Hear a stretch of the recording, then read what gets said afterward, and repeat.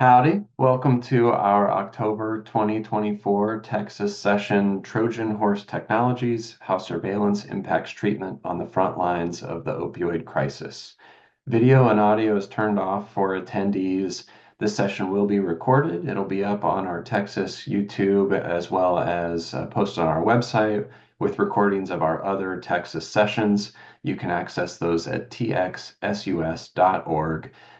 Again, I'm Lucas Hill. I'm director of the Pharm program at UT Austin, one of the co-chairs of the Texas Substance Use Symposium, alongside Jennifer Potter and Adrian Lindsay at Be Well Texas at UT Health San Antonio. I'm a pharmacist by training, and so I'm really excited to engage in discussion today with Liz Chiarello. She's an associate professor of sociology at St. Louis University, author of a new book summarizing much of her research called Policing Patients. And I've known about Dr. Chiarello's work for several years. It has really shone a light on how pharmacist patient as well as prescriber patient relationships have been evolving over time. I won't steal her thunder and get into the details, but always appreciative of a researcher who recognizes the importance of the position that pharmacists play in facilitating access to medications, and in particular, can play in facilitating or limiting access to controlled substances. I need to disclose as a moderator that I serve as an expert witness in opioid litigation for Kroger, Albertsons, Publix, and Meijer. Dr. Chiarello reports no conflicts of interest. And we always include a disclaimer for our sessions and live events at the annual symposium that the views and opinions expressed by participants and speakers are solely their opinions and do not reflect the official position or policy of UT Health San Antonio or UT Austin.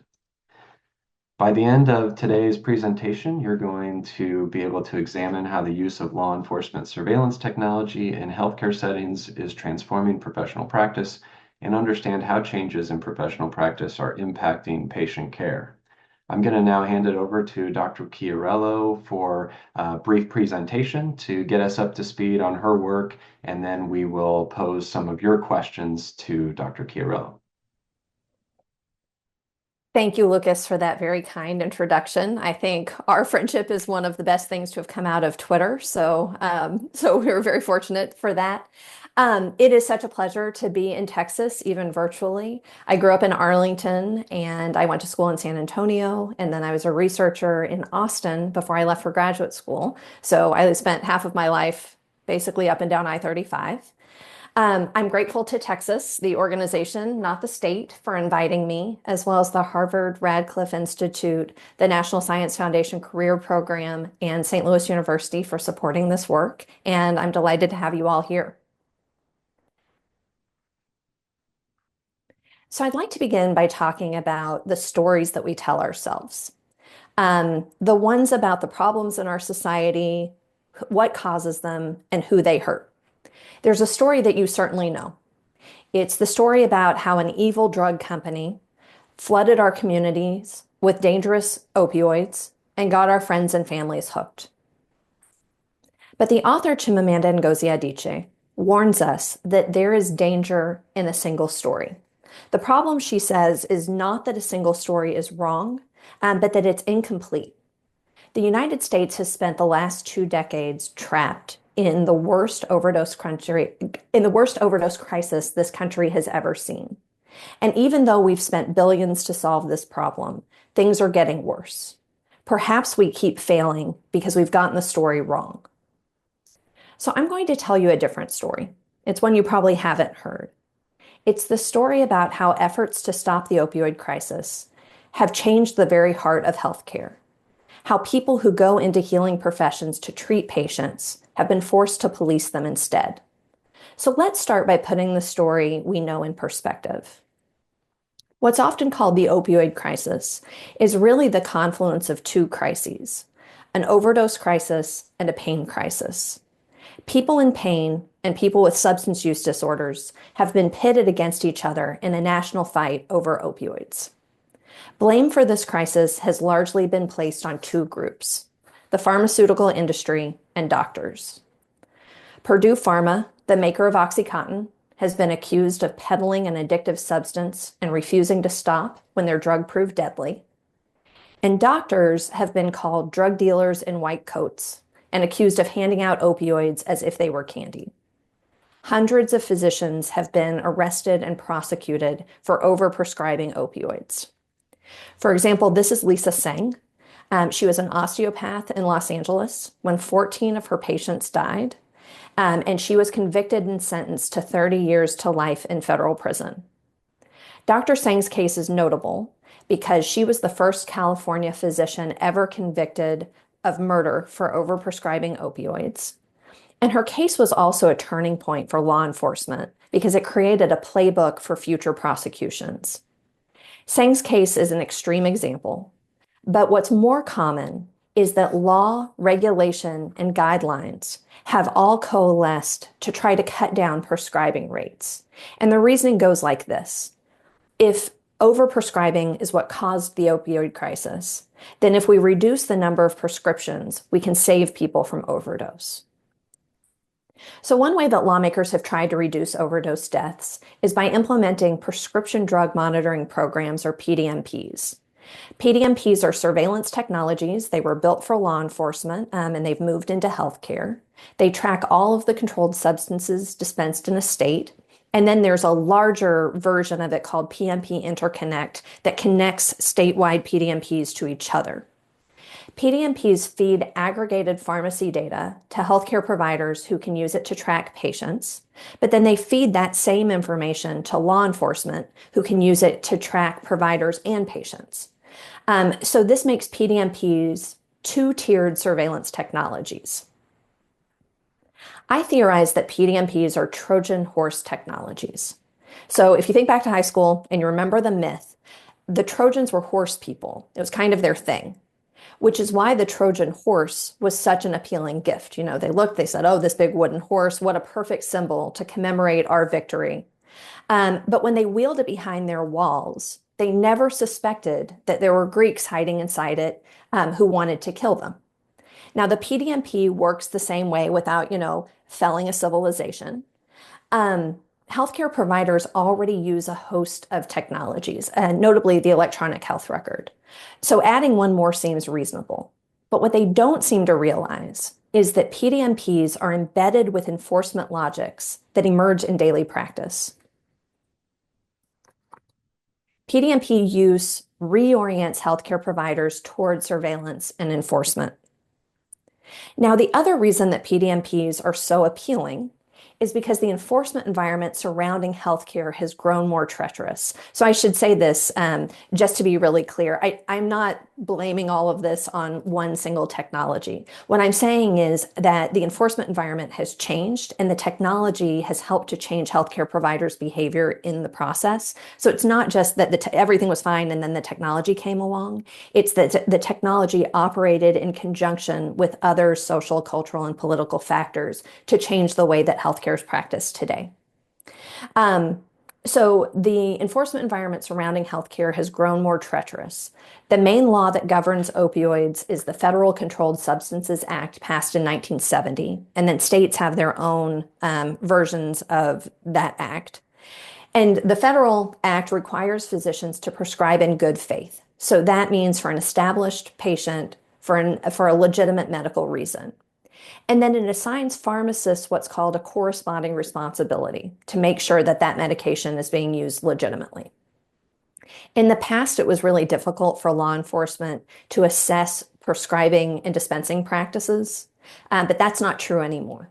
In 2006, the Drug Enforcement Administration created tactical diversion squads that focus specifically on healthcare crimes. And then the PDMP gives enforcement agents access to fine-grained information about opioid provision. So they can see what doctors are prescribing what drugs to what patient.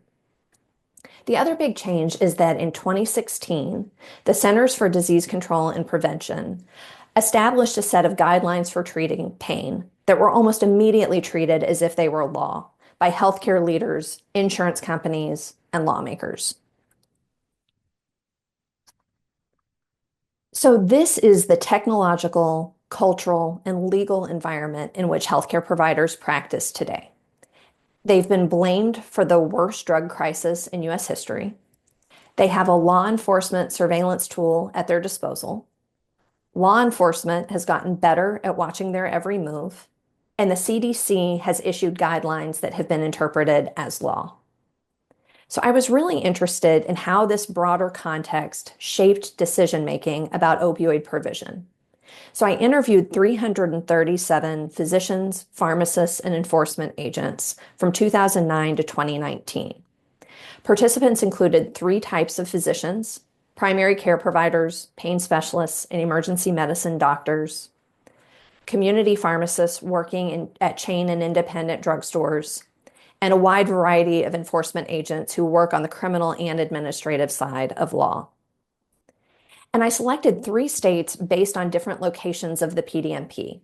California, where it's in the Department of Justice, Florida, where it's in the Board of Health, and Missouri, which didn't have one when I started this study, so it was the negative case, but then they developed one in the county departments of public health, and so luckily it maintained my research design.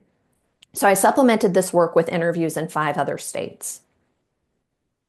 So let's talk a little bit about the consequences of overprescribing. For doctors, overprescribing or misprescribing opioids could mean losing their ability to prescribe controlled substances if the DEA yanks their registration, losing their ability to bill Medicare or Medicaid if fraud agencies restrict their national provider identification, losing their capacity to practice medicine if the state board revokes their license, and or losing their freedom if they're criminally sentenced for dealing drugs. Pharmacists face similar consequences. PDMPs are a boon to law enforcement because it makes their tasks easier and more efficient. Federal prosecutors use PDMP data alongside other databases such as ARCOS, which is the Automation of Reports and Consolidated Orders system that tracks controlled substances from manufacturing to distribution. For example, Tyler, a federal prosecutor in California, compared PDMP data to ARCOS data and learned that, these are his words, a small mom and pop pharmacy was the #1 purchaser of oxycodone in the entire county of Los Angeles. So more than UCLA, more than Cedars-Sinai. Showing the discrepancies between the databases helped Tyler convince a judge and jury that the pharmacy owner was intentionally engaged in illegal activity. Enforcement agents tell me that they go after the worst of the worst. They're not going after the person who slightly overprescribes. And there's reason to believe them because certainly at the federal level, there are very few DEA agents that cover a very large area. So they can't go after everybody who's doing wrong. But all healthcare providers know is that some of their colleagues are being arrested and prosecuted for actions that they engage in themselves. And this can create a chilling effect that's evident in how today's doctors and pharmacists treat patients.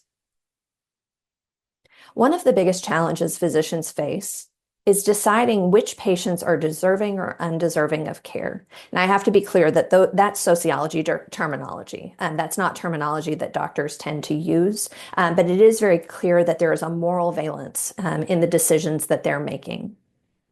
There are 3 types of patients who might come looking for opioids: those in pain, those with a substance use disorder, and those who are diverting or selling their medications. And of course, the same patient can belong to multiple groups. Now, pain patients are the only patients to whom doctors can legally dispense opioids, but they have a hard time figuring out which patients those are. And that's why the PDMP is so helpful.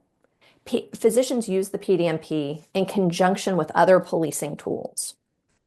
So many require patients to sign a pain contract. This has gotten very, very common. It's a legalistic document that sets restrictions around their care.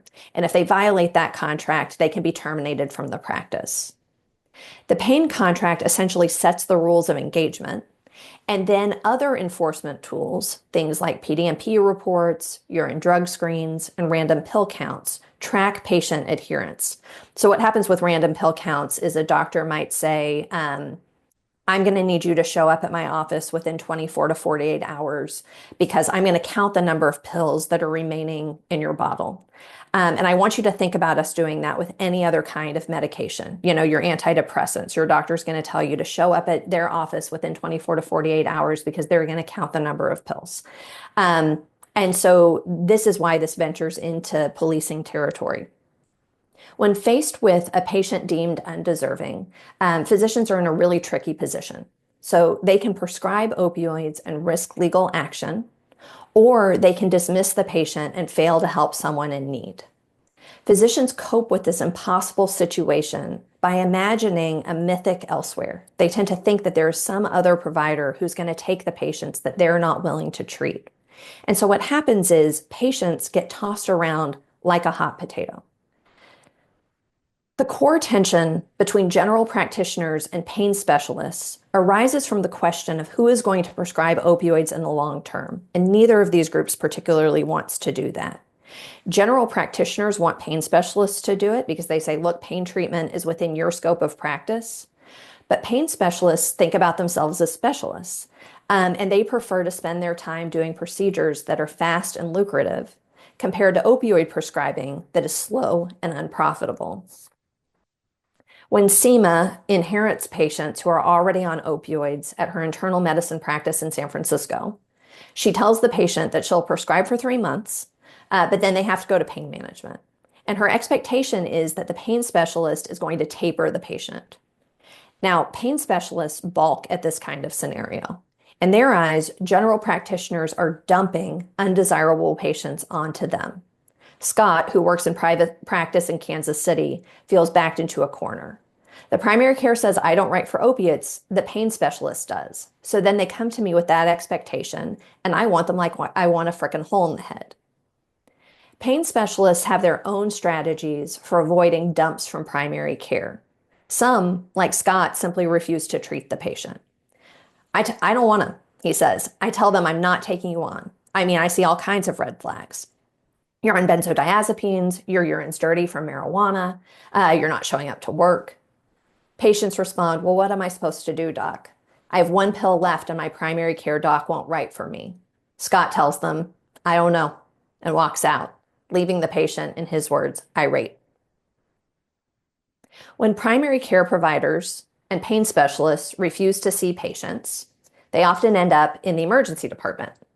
Now, the problem is that emergency medicine physicians don't think of chronic pain as an emergency, and they're frustrated about these other doctors failing to treat that patient.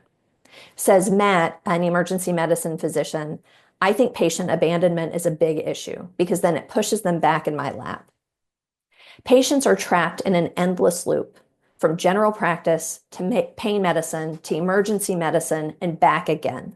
They have a really hard time finding a medical home, which is why some of these pain patients are called pain refugees. Physicians have learned a lot about opioids in the last decade, and they're genuinely concerned about doing more harm than good. However, the tools available to them push them towards enforcement. So it is not as if in the midst of the opioid crisis, we handed healthcare providers a robust set of healthcare tools. We mostly handed them a law enforcement surveillance tool and then told them to do healthcare with it. Like the mythic Trojan horse that distracted the horse-loving Trojans with its shape, enforcement tools have the same contours as healthcare tools, and some of them are used as healthcare tools. For example, urine drug screens are used for a number of things within the healthcare system.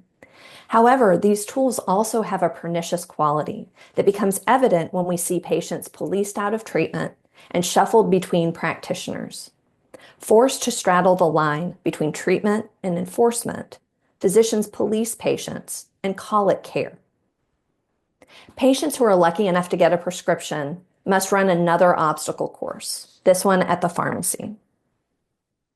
Pharmacists are caught in a dilemma. Their employers urge them to be quick, that's how you make money in retail pharmacy, and law enforcement urges them to be cautious. But it was hard for them to do both until the PDMP came along. The PDMP made pharmacy work easier. It did not necessarily make it better.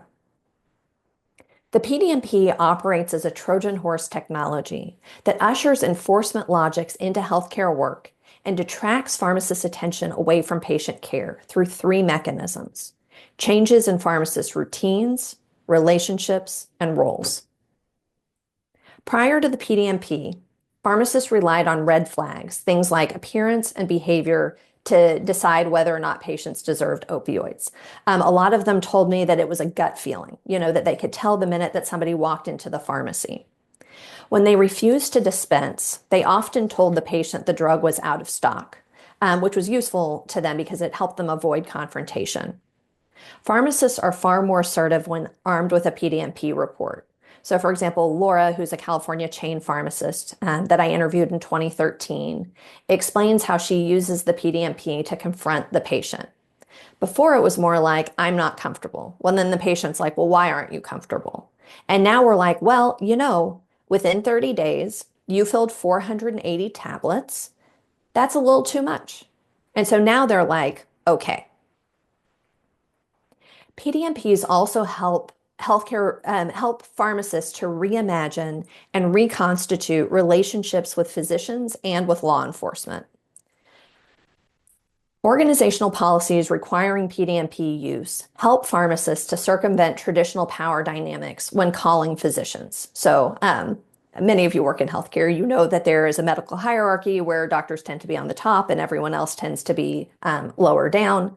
And so pharmacists were very attuned to that hierarchy, certainly before the PDMP came along. But once they had the PDMP and were required to start calling doctors and question them about prescribing, things really shifted. So Tracy describes how this changed her interactions. She said, when my chain implemented this checklist, physicians weren't happy.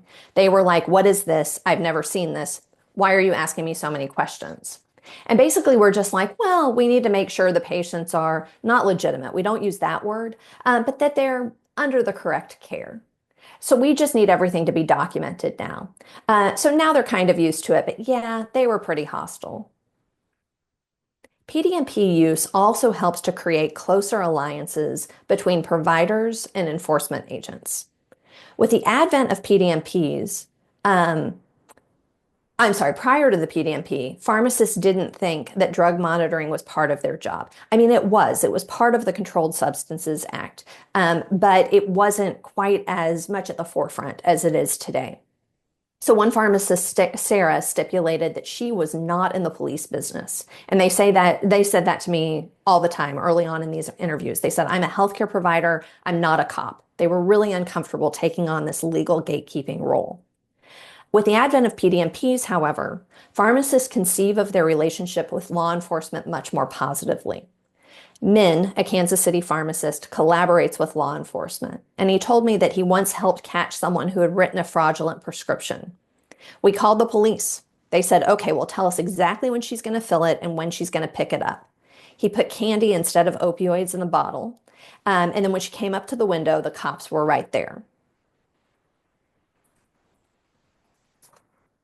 PDMP use has also shifted the very core of pharmacy. Pharmacists are at once asked to be medical and legal gatekeepers. So they're supposed to be oriented around the medical science, but also oriented around law and justice. They once found these roles incompatible. Thanks to the PDMP, the stressful experience of being pulled in two directions at once soon gave way to a new, largely subconscious reframe and embrace strategy that allowed them to harmonize competing roles. And in the end, pharmacists reframed legal gatekeeping as medical gatekeeping to justify their involvement. So Charlotte told me that the monitoring program helps her to fulfill her ethical obligations, which of course are all oriented around patient care. I mean, a pharmacist took an oath to do no harm, just like other medical professionals. So it helps us prevent causing harm. By now, you've seen that the way pain patients and patients with opioid use disorders are treated in the healthcare system looks very different from what we expect. Policed at the clinic, the hospital, and the pharmacy counter, what happens to patients who don't make the cut? Where do they go when no one will prescribe or dispense their medications? The short answer is they suffer. The amount of opioids prescribed has become a litmus test for patient care. The lower, the better. Many healthcare providers protect their own metrics by routing patients out of the healthcare system. Physicians and pharmacists engage in two forms of routing, direct and indirect. Indirect routing includes firing existing patients, tapering patients' doses against their will, and rejecting potential patients. Physicians often invoke law to justify firing patients. Nicole, who's an internist, describes what she tells patients who have broken the rules. She relies heavily on the pain contract to justify her choice to discontinue care. I'm just like, I'm not going to be able to prescribe this medication anymore. When the patient asks why, she'll tell them, their drug screen was positive, if that's what had happened. And they'll push back saying it's a false result. And I'll be like, well, that may be true, but unfortunately, that's what's stated in your pain contract.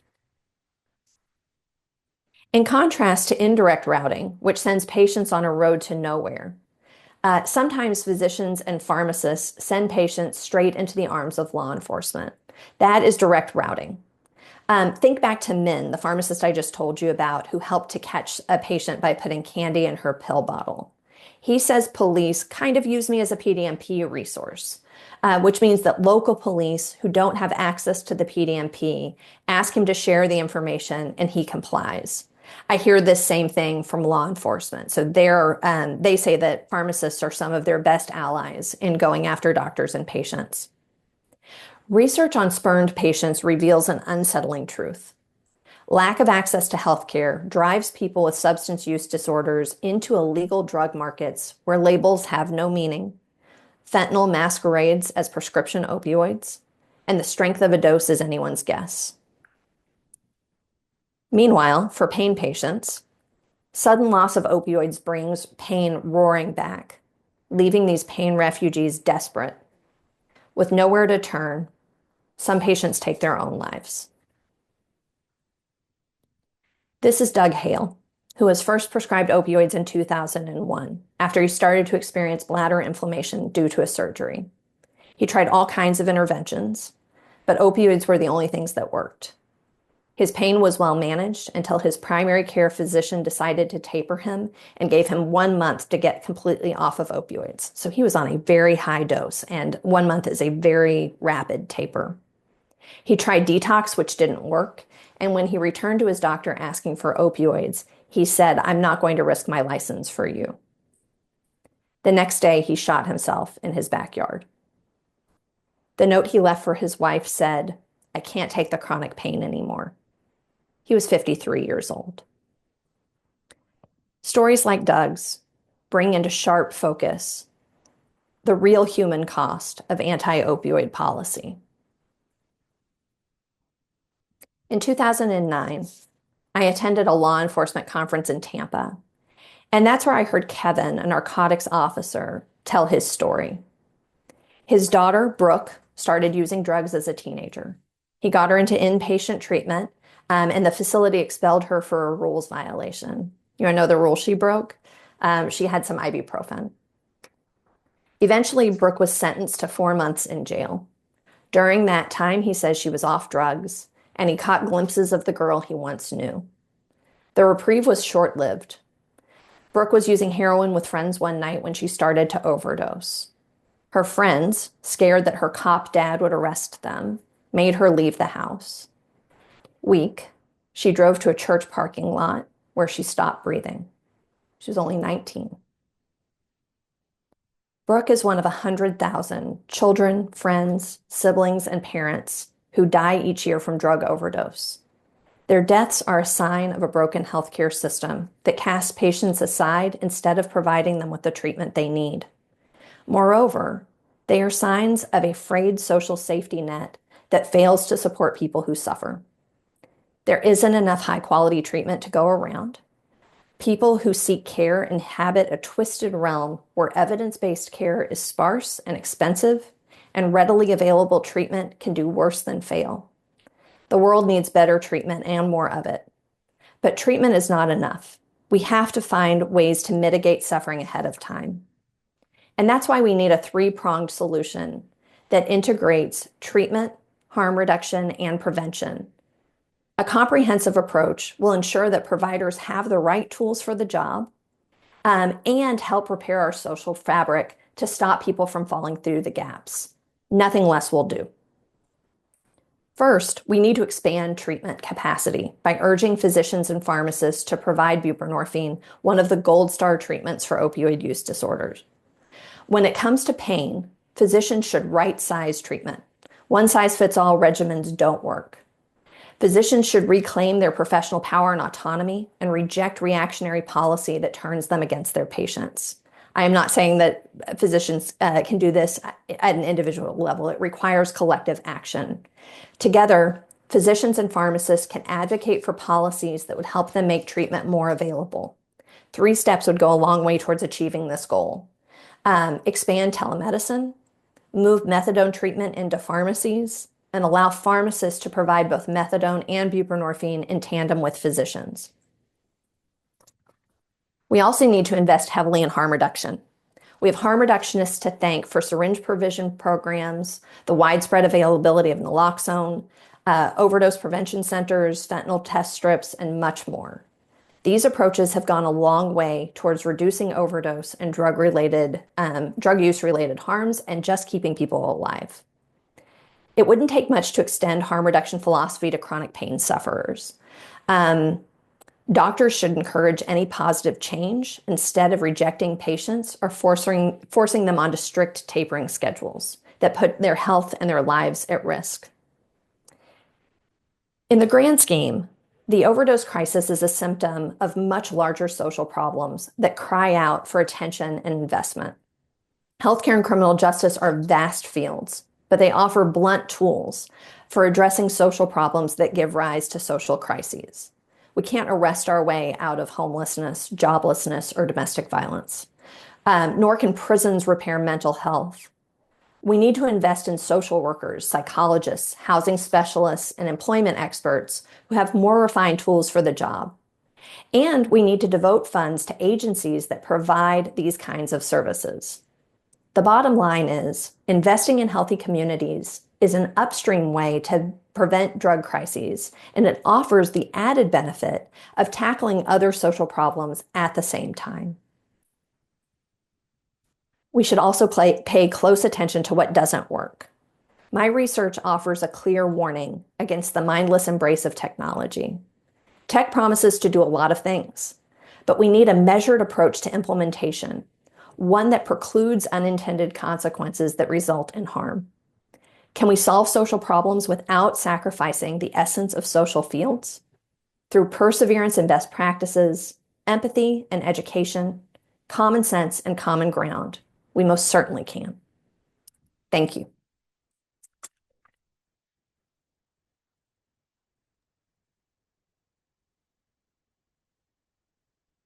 Thank you so much for that presentation, Dr. Chiarello, and for your work. We've got a few questions in the Q&A module. I'll encourage people to enter more. We've got plenty of time here to field questions, and I've got a few of my own. One of the first things that I think about with the PMP, prescribers, pharmacists, and unintended consequences is as the technology evolves, is the predictive analytics that are embedded in them, the risk scores, I won't call out any specific vendor, but at least 3 or 4 different scores in your face at the very top of a patient's profile. Do you have an understanding, did you hear any interesting anecdotes about how pharmacists or prescribers are integrating those types of scores into their decision making? Do you have any specific thoughts or concerns about how that might be evolving? It's a great question. And I think we're all thinking about AI and predictive analytics now, and that is certainly the way that tech is going. So when we invite technology into institutional spaces, these are the things that we're grappling with. The PDMP, of course, has evolved. It started as essentially a spreadsheet. And I want you to just think for a minute about, looking at a spreadsheet that has all the doctors, and then it has the volume, and it has the date, and how much cognitive processing that would take.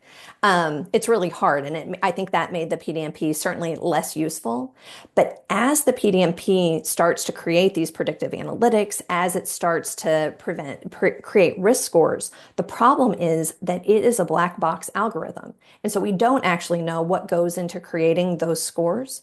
And it doesn't work like your credit score. To my knowledge, you can't get your PDMP report and then challenge things on your PDMP report. There might be a way to do it, but it's not immediately evident what that might look like.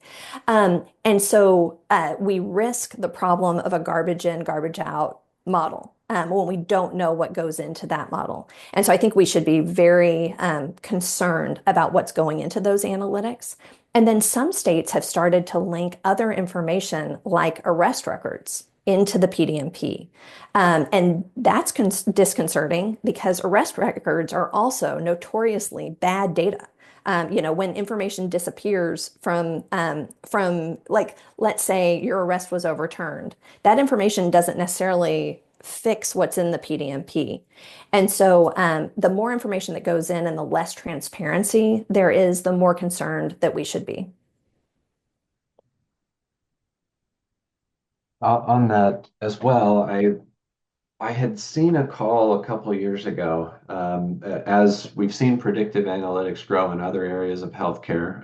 If you're a critical care clinician, you might see certain calculations automatically pop up in the electronic health record that would guide your antibiotic prescribing. And so now we're seeing these sort of automatic calculations occur in the PMP, unclear underlying data, no peer-reviewed studies demonstrating the accuracy of those numbers, but then they're visible to clinicians and potentially driving decisions.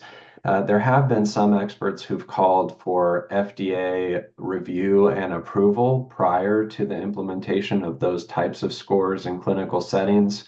Do you have an opinion on whether that would seem to be appropriate, whether you think there could be maybe a more measured or thoughtful way of bringing this data to clinicians that could be reasonable? Yes, I think it's possible. And I talk about the PDMP as an enforcement tool because that's what it was designed for. And then it's moved into these healthcare spaces, and two things could have happened. Either it could have started to behave like a healthcare tool, or or what I found, which is that it helped to transform healthcare providers into enforcement agents or to adopt more enforcement behaviors as part of their practice. Um, but that's not inevitable. You could use the PDMP as a healthcare tool. A couple of things would have to happen. I think it would have to be more integrated into the healthcare system. So, for example, let's say you put that information in the electronic health record, and then you also gave pharmacists access to the electronic health record. That would be information shared across the healthcare system. And in that case, I think review of what goes into the data and how the data are used could be really important. However, I think a lot of public commentary would be really necessary because the patients who are affected by the PDMP risk scores and their advocates, I think, know things that the FDA does not necessarily know. And so we would need to have a lot of people at the table to make that into a useful clinical tool. We've got a couple questions here that delve into 42 CFR, some legal considerations. I will give a caveat for both of us that we are not lawyers. Our friends at the Network for Public Health Law would certainly want that to be mentioned, but we're knowledgeable, so we'll see what we can do in terms of discussing them. The first is how can pharmacists share information with law enforcement? What about 42 CFR? I think that bupe dispensed in an outpatient pharmacy showing up in the PMP is probably not protected by 42 CFR, but isn't that a HIPAA violation? Isn't there some?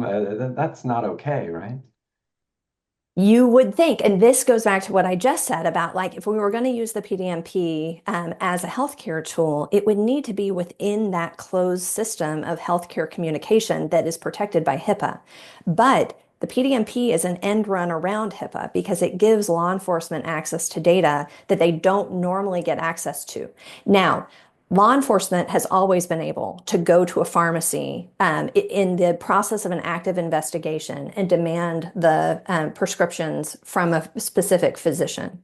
Because once you're dealing drugs out of a doctor's office, you're no longer engaging in healthcare and you're no longer protected by the Controlled Substances Act. The Controlled Substances Act is essentially a carve out that allows doctors and pharmacists to provide controlled substances in a way well, I was going to say you or I can't do, that I can't do as a sociologist.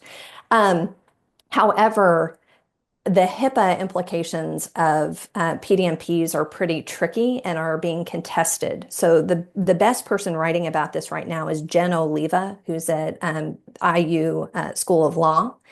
And she talks about, she has a piece on the Carpenter decision. And again, I'm not a lawyer, but it talks about how PDMP data is treated like trash, literally. The idea is that once you've given the prescription to the pharmacist, you have sacrificed your health data the way you would if you put trash out at the curb and somebody went through it.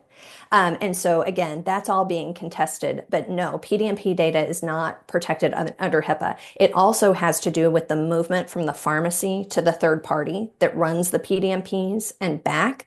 And so no, this surprises a lot of people. It surprised me too, but it is not HIPAA protected in the way we would expect. Oh, yeah, scary.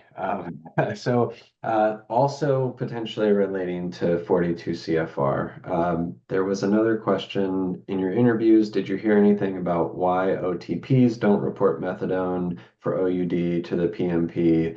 What do you think are the implications of this? My best current understanding is that 42 CFR there were some changes in 2020 that in theory would allow opioid treatment programs dispensing methadone for OUD to opt into sharing data with the PMP, but really a prescription's not being issued. They're just administering the medication so that it's still not showing up anywhere to my knowledge. But you brought up methadone implementation in other settings, dispensing through community pharmacies, the likely inclusion of it in the PMP, that seems like a logical consequence. What do you think would change in terms of healthcare for patients receiving methadone if it did show up in that way? That is a really good question. I don't know that I have a good answer to that just yet. The providers that I spoke with I didn't speak with anyone who works for an OTP, so I don't know as much about what their reporting requirements are. It's a good point, though, that in as much as they're getting methadone at the pharmacy, that would go into the PDMP. And so there is an extra layer of tracking that might matter that then we'd have to think about how do we balance the convenience of going to a pharmacy, and the more humane treatment that we could expect to happen at a pharmacy against the dangers of being tracked.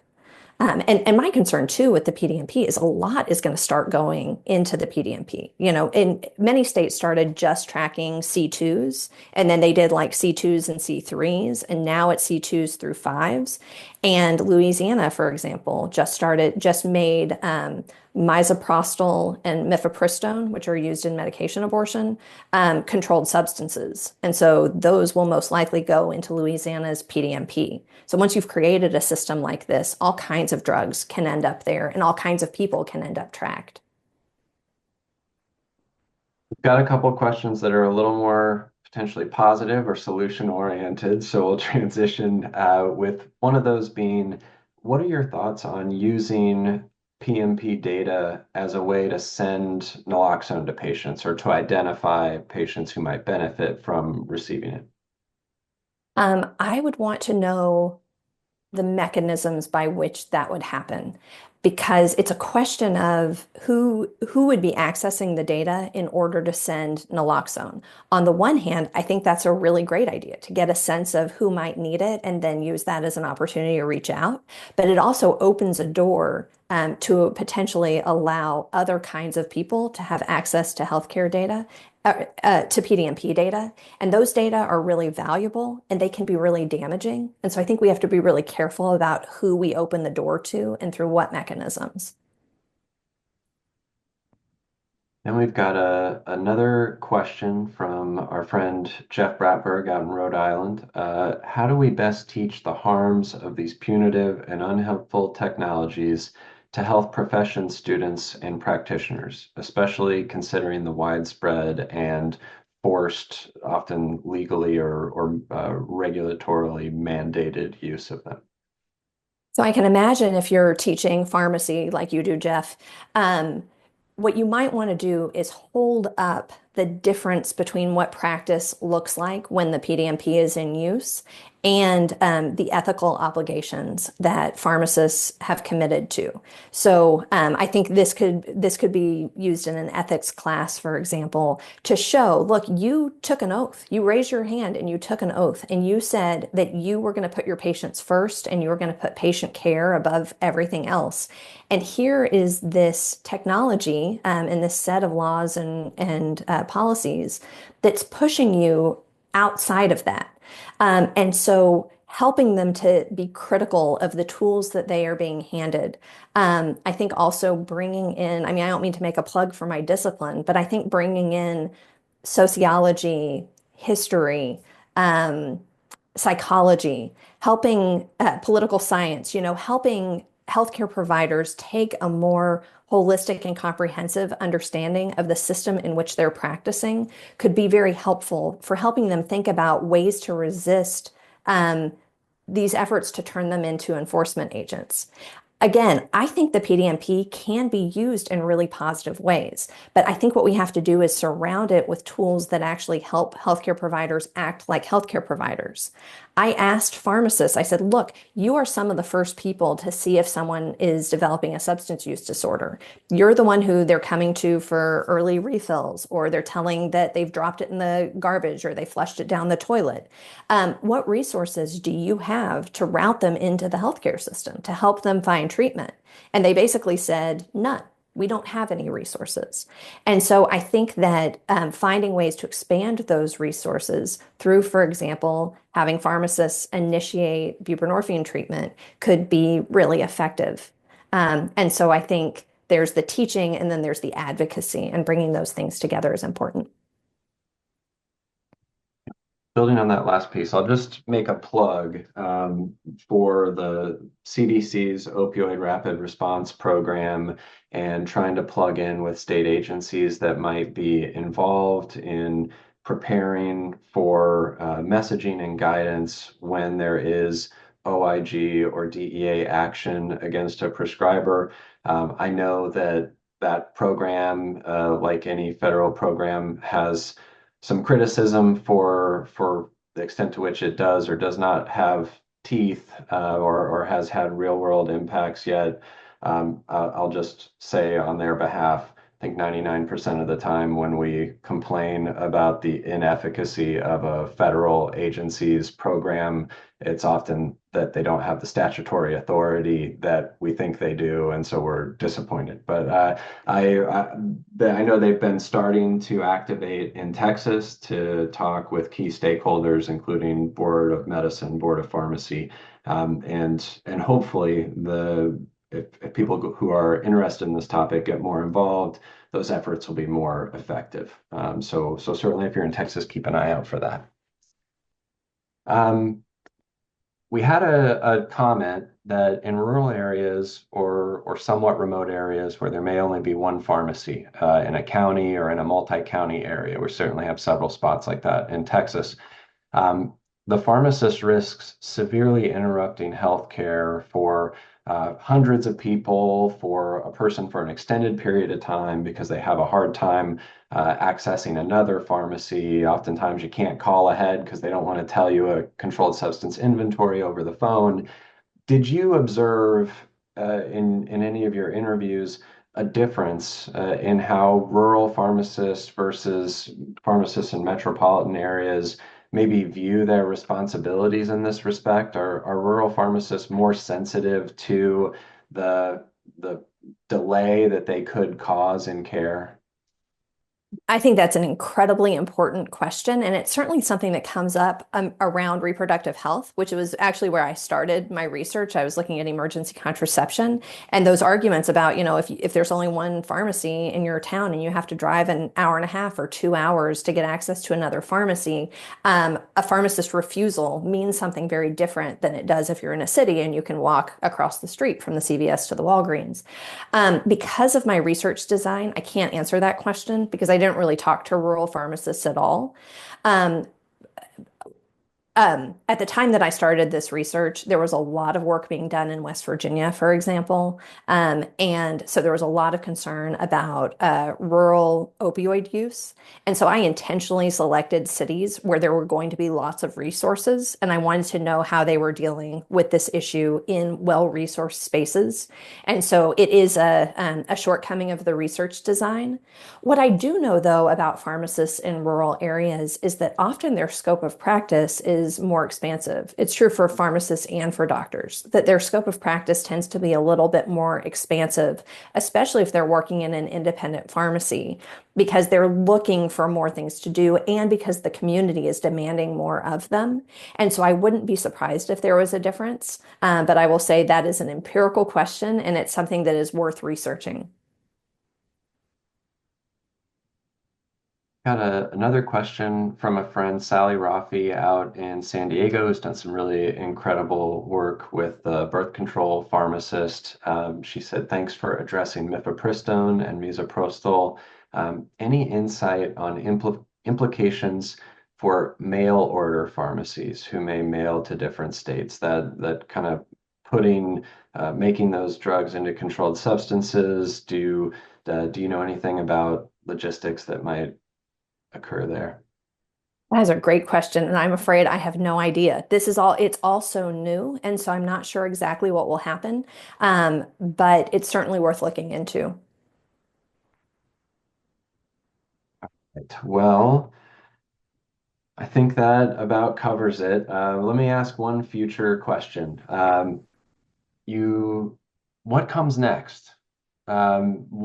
What threat is on the horizon beyond the PMP or predictive analytics? Do you see new ways that this issue is going to be expressing itself that we can be mindful of or guard against?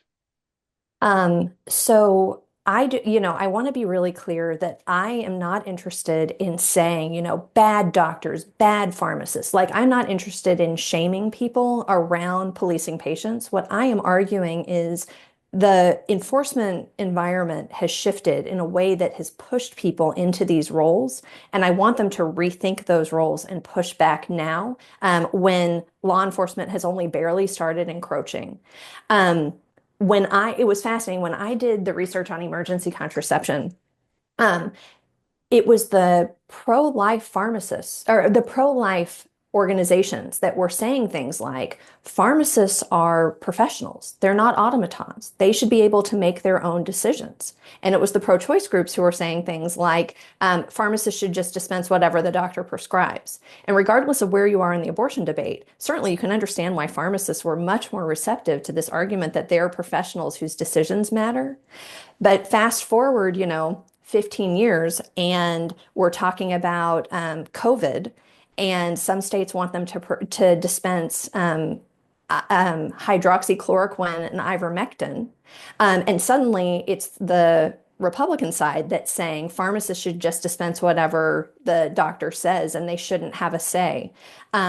Professional discretion is incredibly important. And so, regardless of where you are in a specific issue, healthcare providers have an interest in maintaining their professional discretion, and patients have an interest in healthcare providers making decisions about their care in conjunction with them versus legislators making those decisions. And so, what's coming down the pike, okay, we've already seen it with opioids, we've seen it with reproductive health, we're going to see it with medication abortion, we're going to see it with gender affirming care, and probably much more. And so now is the time to get straight where healthcare providers' discretion lies and to push back against any kind of interference into their power over decision making. It's time to reassert themselves. And that's why I think collective action is so important. Oh, IVF, that's another main area that's going to happen. We have too many legislators who are interested in practicing medicine. And we should make sure that it's the healthcare providers who are trained to do that, who are making some of these really tremendously consequential decisions.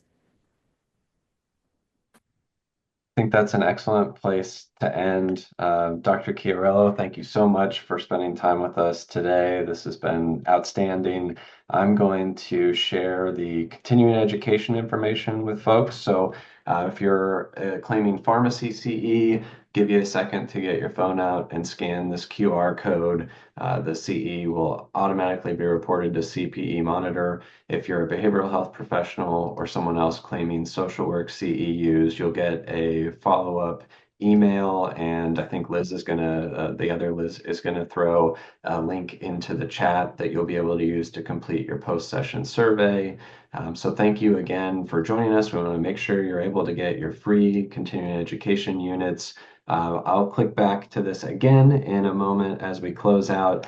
But I do want to just remind everyone that we will be hosting our annual in-person 2-day Texas Substance Use Symposium in El Paso, February 27th and 28th. We are very excited and are going to be opening registration sometime in November likely, but save the date, put it on your calendar, plan to be out there, build in the travel time. We're excited to be taking this out of Central Texas, visiting El Paso and highlighting some of the outstanding things that are happening in that community to address substance use challenges. I will go back one more time to the CE credit and just say thank you again to Dr. Chiarello for spending the last hour with us, and all of you for choosing to develop your understanding on this area of practice today. Thank you so much. Thank you.